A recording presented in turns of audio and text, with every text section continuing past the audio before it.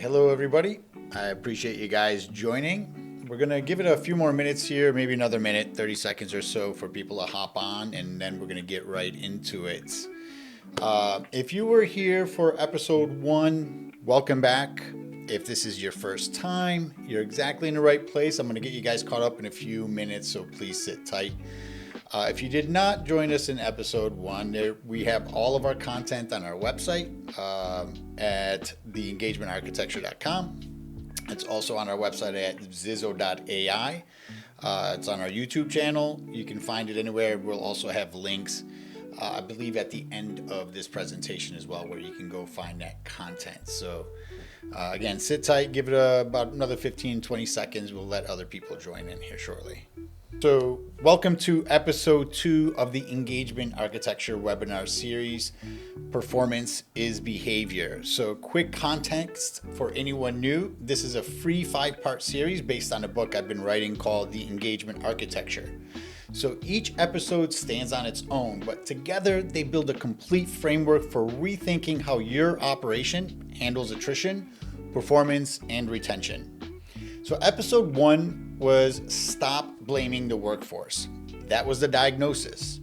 Why the standard explanations for attrition just don't hold up, and what's exactly causing it. Now, if you missed it, the recording is available and I'd highly recommend watching it, but you don't need it to get value from today. So today is episode 2, Performance is Behavior. And this is where we get into the science, not theory, but the actual behavioral science that explains why your system produces the results it produces, whether you designed it that way or not. Now, coming up, we'll have episode 3, which is the 5 pillars. This is the deployable diagnostic framework.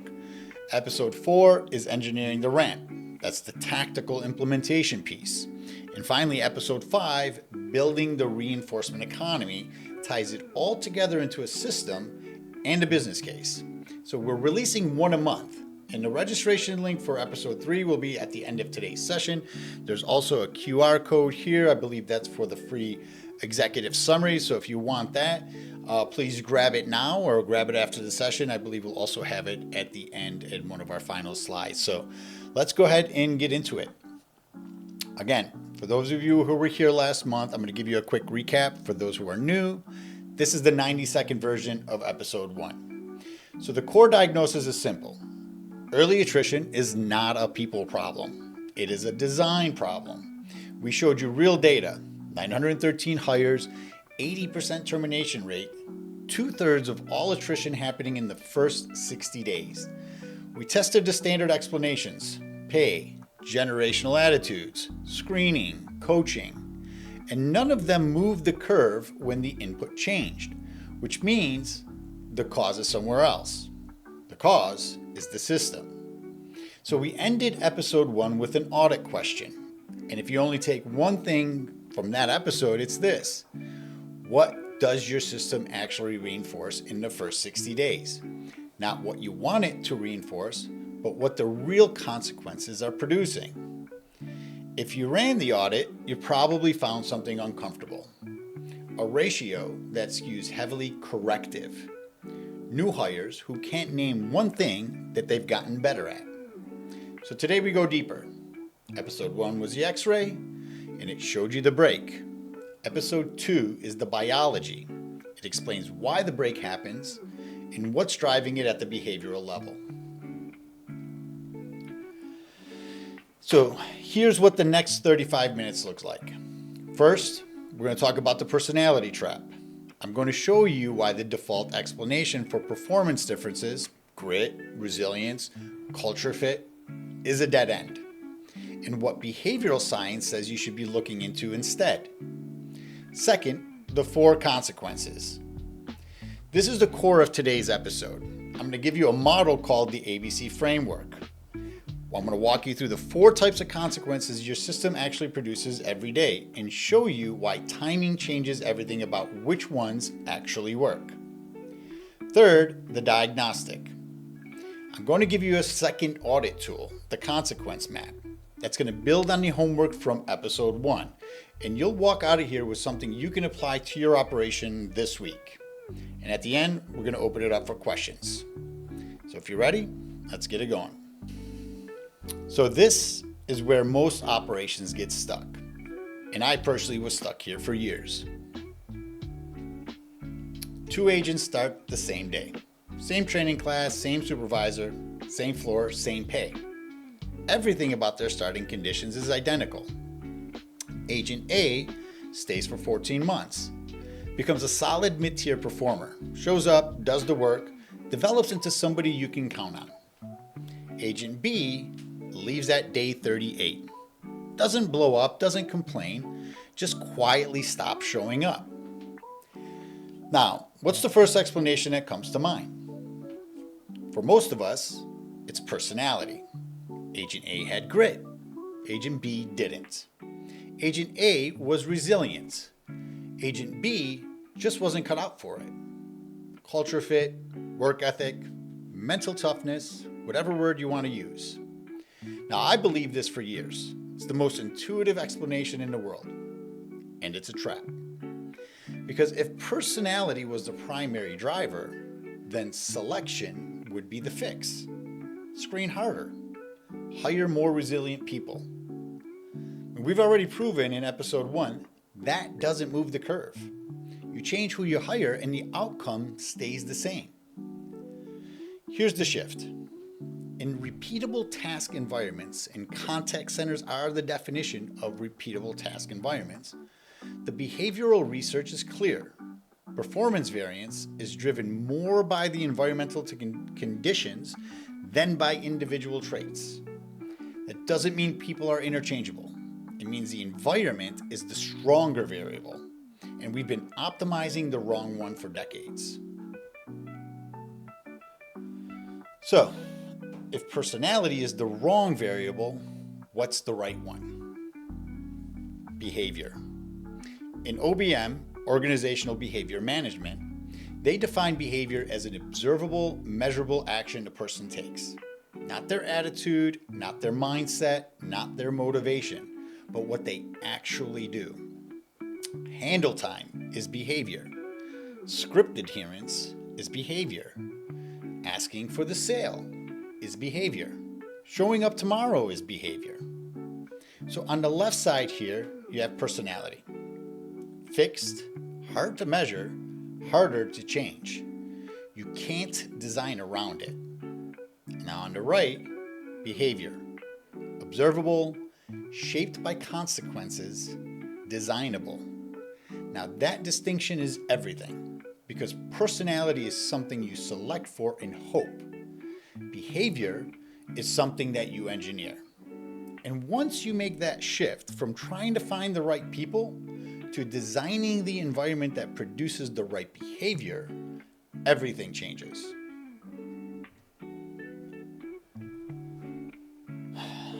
This is probably the single most important sentence in this entire series.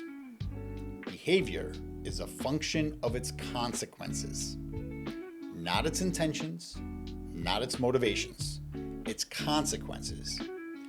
What happens after someone does something determines whether they do it again. This is not my opinion. This is one of the most replicated findings in behavioral sciences. It has been tested across every environment, every culture, every population. It works in schools, it works in hospitals, it works in the military, and it works on your floor right now, whether you've designed for it or not. So let me show you what this looks like in practice. Before I show you what it looks like on your floor, I want to give you a model. 3 letters, A, B, C. Okay, this is from behavioral sciences, from organizational behavioral sciences. So A is the antecedent. So what happens before the behavior? The cue, the trigger, a condition, a new call hitting the queue, a supervisor asking someone to try a different approach. Yesterday's dashboard numbers, those are all antecedents. They set the stage for what happens next. B is the behavior, what the person actually does. Not what they think, not how they feel, but what they do, the observable, measurable action. C is the consequence, what happens after the behavior.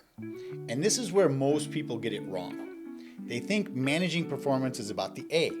Give better instructions, set clearer expectations, build a better training program. And all of those things matter. But the research is overwhelming. It's the C that determines whether the behavior happens again. Antecedents prompt behavior. Consequences sustain it, or they kill it. So that line is worth writing down because most contact center operations are overinvested in antecedents, training, onboarding, scripts, SOPs, and dramatically underinvested in consequences. You're spending all of your energy telling people what to do and almost none of it designing what happens when they do it. So I wanted to make this visual for you because it explains why this problem is so hard to see from the inside. So look at the left column, antecedents.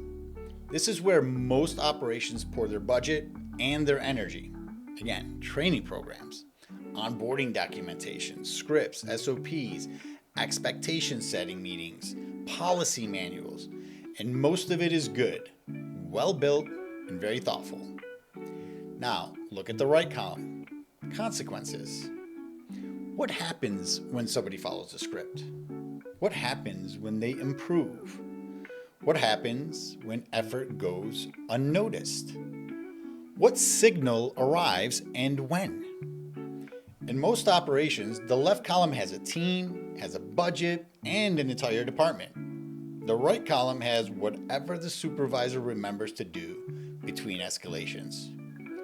That imbalance is the problem, and it's invisible to most leaders because the A side looks impressive. You walk into any contact center and training program looks solid. The onboarding materials are professional. The expectations are clear. So when attrition spikes, nobody looks at the consequence environment because the antecedent environment looks fine. But the A doesn't determine whether the behavior repeats. The C does. And the C is where most operations have nothing designed at all. Let me make this concrete. 2 scenarios, same model. Now, if you're a parent, you've lived this. Your kid comes home from school, they sit down and start their homework without being asked. First time in weeks. That's the A. Homework is there. The B, they sat down and did it. Now, what's the C? In most households, nothing. The parent thinks, great, don't interrupt it, don't jinx it. The kid finishes, nobody says a word. Next day, they don't do it, back to the old pattern. And the parent is frustrated. You did it yesterday, what happened? What happened is the ABC model. The consequence was silence. And silence teaches one thing. Nobody noticed. Why would I do it again? Now put a new hire on your floor. Week 2, difficult call comes in. Customer is upset. The agent stays calm, follows the de-escalation process and resolves it. That's a strong B. And the consequence? Nothing. The call ends. The next one comes in. Supervisors across the floor, nobody saw it. Same agent later that day. Takes a shortcut on a wrap-up code. Supervisor catches it in QA. Coaching conversation within the hour. Specific, fast, direct. So what did the system teach this agent? It didn't teach them that de-escalation matters. It taught them that mistakes get noticed and effort gets silence. The A was fine. The B was right. The C is where the system failed.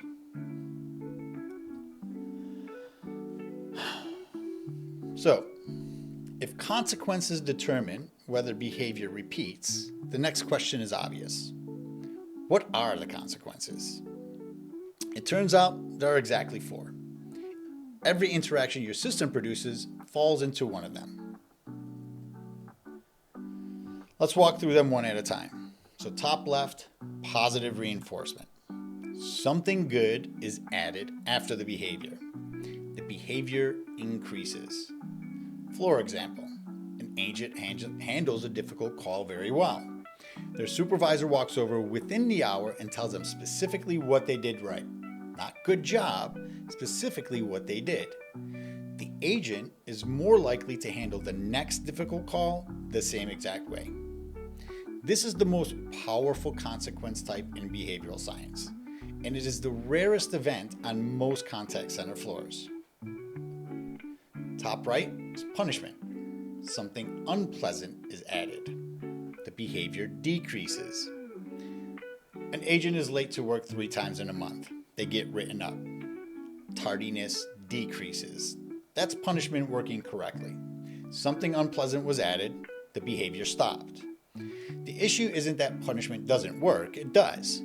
The issue is that punishment only teaches what to stop doing. It never teaches what to do instead. And when the dominant signal on your floor is punitive, people stop taking risks. They stop trying new approaches. They do the minimum to avoid getting into trouble. Bottom left, negative reinforcement. Something unpleasant is removed. The behavior increases, but for the wrong reason. So your operation has a compliance policy. If an agent violates it, their bonus gets docked. So agents stay compliant. Not because they understand why compliance matters, because the threat goes away when they follow the rules. The behavior increases, but the motivation is avoidance. They're not building competence, they're dodging a penalty. That's negative reinforcement, and most floors are running on it as their primary engine without realizing it. And finally, bottom right, extinction. Nothing happens. The behavior decreases. An agent improves their quality score 3 weeks in a row. Nobody mentions it. No dashboard reflects it. No supervisor acknowledges it. The improvement continues for another week, maybe 2. Then it fades. The effort wasn't reinforced, so the behavior extinguishes it. This is the silent killer on most floors. Not correction, not punishment, silence. And it's the most common consequences your new hires experience. Now, I want you to do something uncomfortable. Map your own floor against those 4. And be honest with yourself. What's the most frequent consequence your new hires experience in their first 30 days? Not the one you want it to be. The one that's actually happening. Now, in most operations I look at, the answer is extinction and negative reinforcement, silence and avoidance. Positive reinforcement, the most powerful tool in the behavioral sciences, comes in last, dead last. And then we wonder why people are leaving.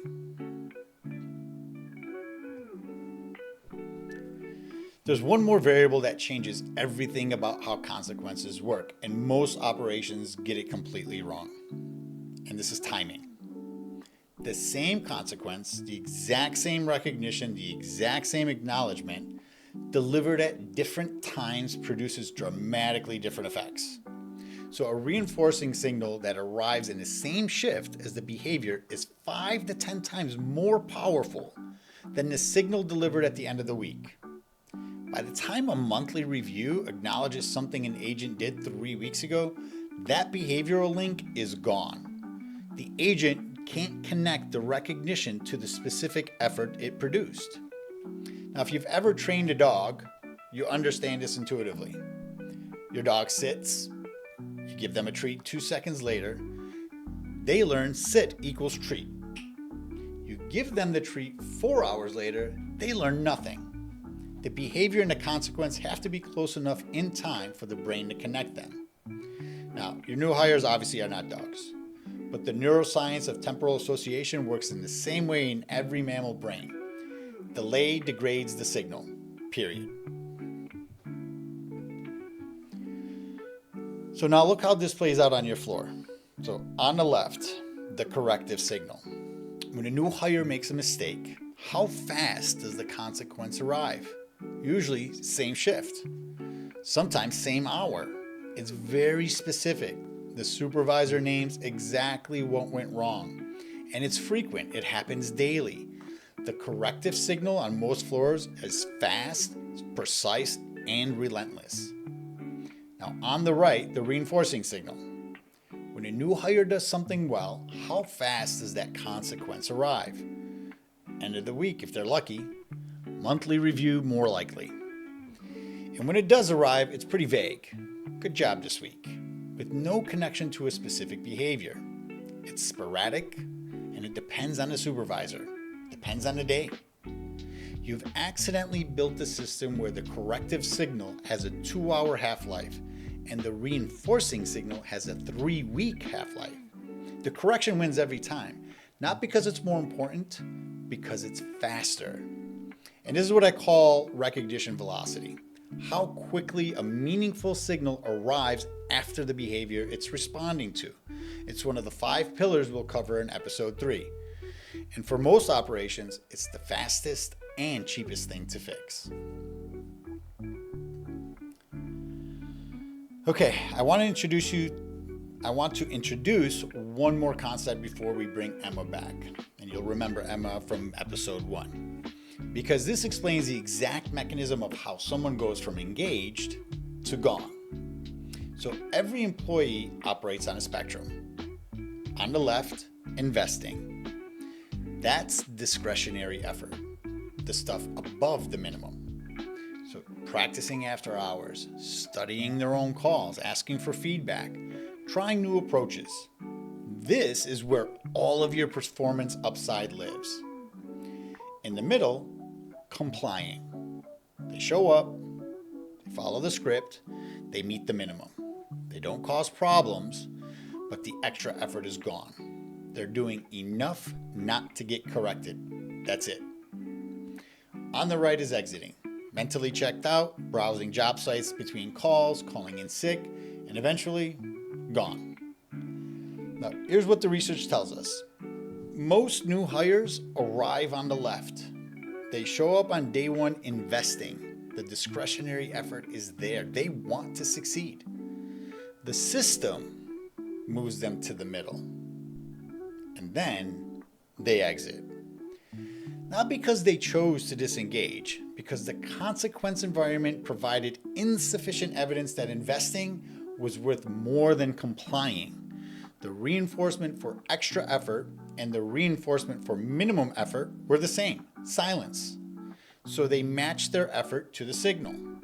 And the signal said, nobody's watching, nobody cares.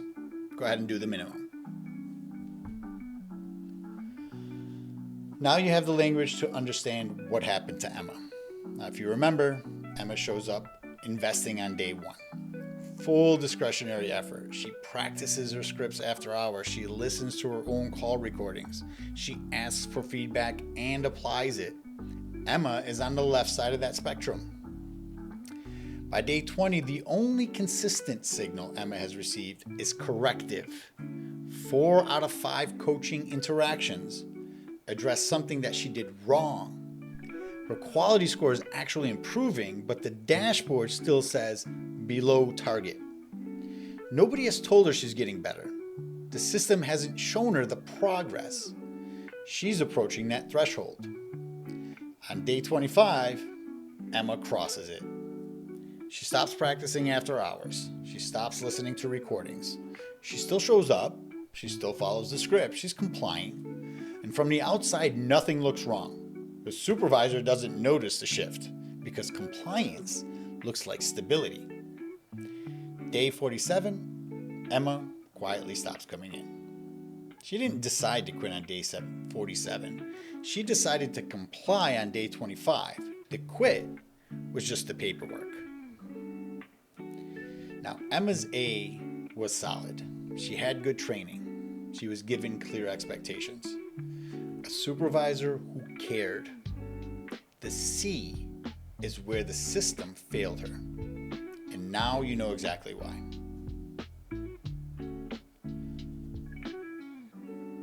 There's a term for what happened to Emma. It's called ratio strain. When the effort to reinforcement ratio becomes so imbalanced, when someone is putting in effort and the system is returning silence, the organism reduces effort to match the reinforcement available. That's not a theory, that's a documented behavioral response. It happens in every species that's been studied, including yours. Your new hires are not choosing to disengage. They are responding rationally to a reinforcement environment that provides insufficient evidence that effort produces anything. The system is teaching them to stop trying, and they're learning exactly what it teaches.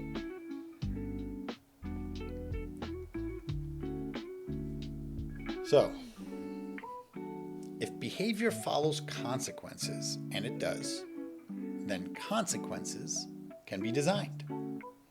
You don't need more resilient people. You need a system that doesn't require resilience to survive. That's the shift. From hoping you hired the right person to engineering the environment that produces the right behavior, regardless of who you hired. From selection to design, from personality to architecture. All right. So in episode 1, I gave you the audit question. Today, I want to build on that and give you a more complete diagnostic tool. These are the 3 steps on the screen. Depending on whether you're new to the series or returning from episode 1, you'll start in a different place. So step 1 is the audit. If you're new, start here. Pick 5 new hires on your floor, people between day 10 and day 30, and pull the last 2 weeks of coaching notes. QA feedback, documented supervisor interactions, whatever you have. And I want you to count 2 things. 1, how many of those interactions were corrective? A gap, a miss, something they did wrong. Regardless of how you delivered it, was it corrective? And how many were reinforcing? An improvement acknowledged, progress made visible. Just count them, get the ratio. Now that becomes your baseline. In step 2, if you already did the audit from episode 1, I want you to go back to that same data. Now this time, I want you to recategorize every interaction into 4 consequence types we covered today. Positive reinforcement, negative reinforcement, punishment, extinction. And here's the critical part. Categorize them from the new hire's perspective, not the supervisor's intention. If the new hire walked away feeling corrected, it's corrective, regardless of how it was framed. Step 3, time it. This is the new exercise for everyone. For each consequence you logged, record when it arrived. Was it the same shift? Was it within 2 hours of the behavior? Same day, next day, end of the week, end of the month? Then I want you to compare. How fast do the corrective consequences arrive versus the reinforcing ones? Now that comparison is what I call your system's behavioral signature. The ratio from step 1 tells you what your system is reinforcing. The categories from step 2 tell you how it's reinforcing. And the timing from step 3 tells you why one signal is winning. And it's almost always because it's faster, not because it's more important. So you'll walk into episode 3 with data you can actually use. And when we introduce the 5 pillars, you'll already know which one is most broken in your operation. All right, here's where we are in the series. Episode 1, done. The diagnosis. The system is broken, not the workforce. Episode 2, done. The science. Performance is behavior. Behavior follows consequences. And your system is producing exactly what it's designed to produce. Episode 3 is next. The 5 pillars. That's where we turn everything we've covered into a deployable framework.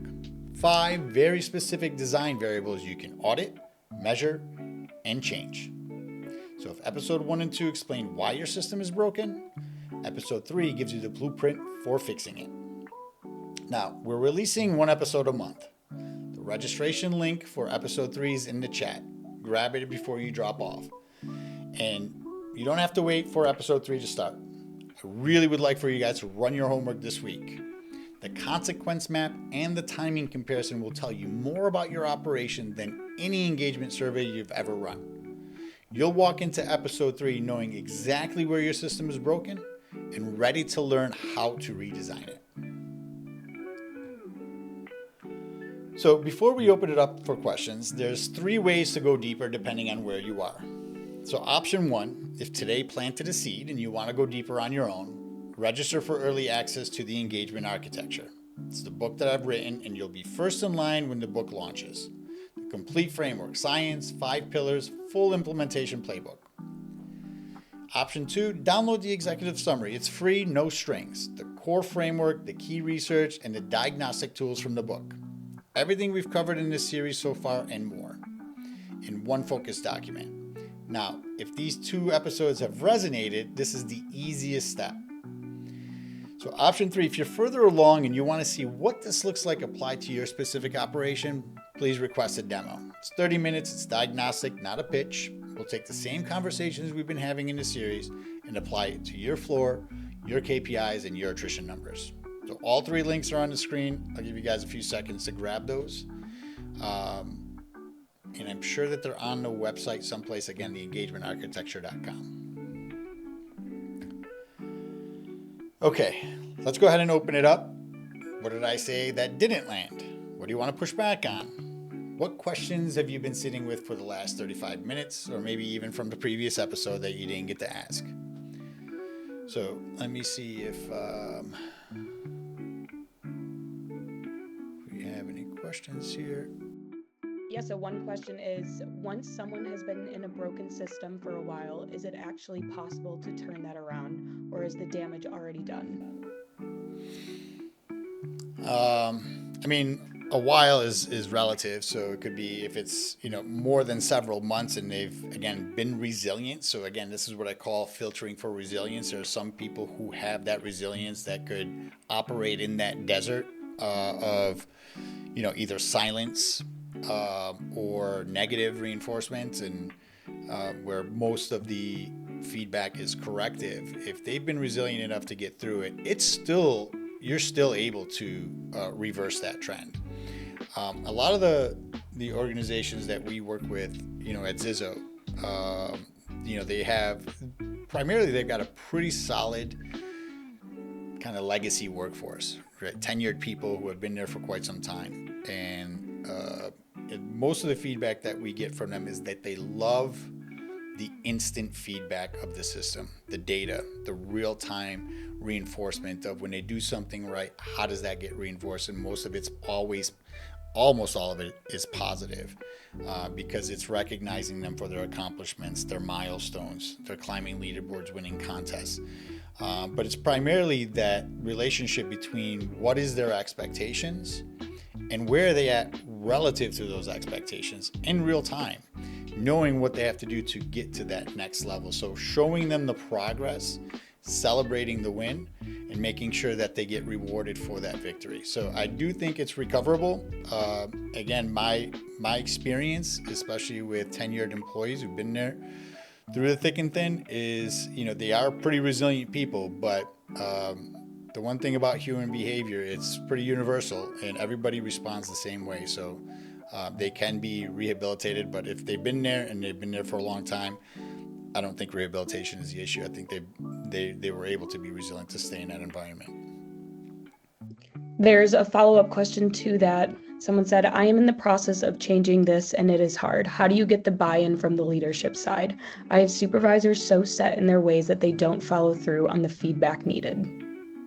Yeah, I think that supervisory level is probably one of the most critical levels in your operation. And my experience from operations, actually, that's where my original design of ZIZO, was called the E-Whiteboard back then, was specifically designed because I didn't trust the supervisor or manager level to be objective, to be fair, to be inclusive. It was very subjective. It was based on relationships. And, if you've got again, tenured people who've been doing it for a long time and they think their way is the best way and the only way, it's hard to break those. And so for me, my answer to that question is how do you fix that?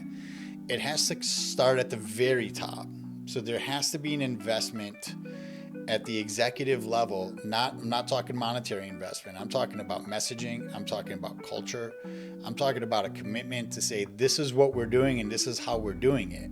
And then there's got to be oversight. There's got to be accountability that you're following through with that commitment, that you're not just trusting your leadership to do the job. And I know that's hard. Like most people in the executive layer, they don't want to, again, ZIZO, zoom in, zoom out. They don't want to zoom in into the weeds and be part of the day-to-day operations. That's why they hired somebody to do that. But if you want to instill real change, then you have to commit to it, and you have to make sure that everybody on your floor, especially people leading your teams, are also committed to it.